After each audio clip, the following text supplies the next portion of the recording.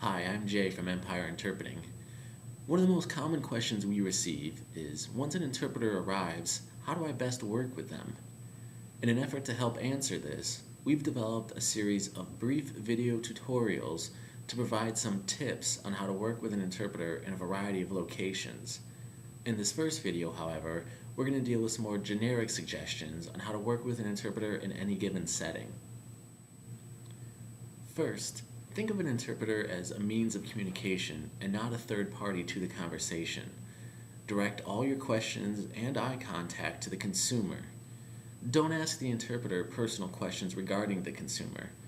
Even if we are to ignore the fact that such questions could come off as condescending and insulting to the consumer, our interpreters are bound by a code of ethics to remain neutral and therefore cannot answer such requests.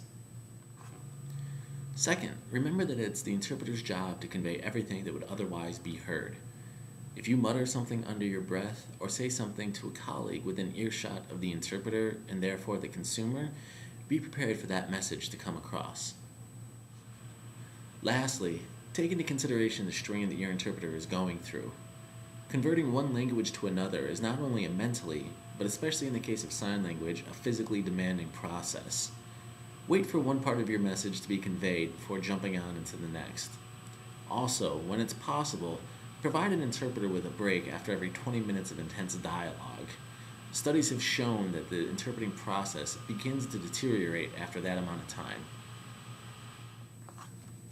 Please check back soon, as we'll be adding videos on how to work with interpreters in specific settings such as medical and educational. If you guys have any questions, please feel free to call or email us here at Empire Interpreting, and thanks for watching.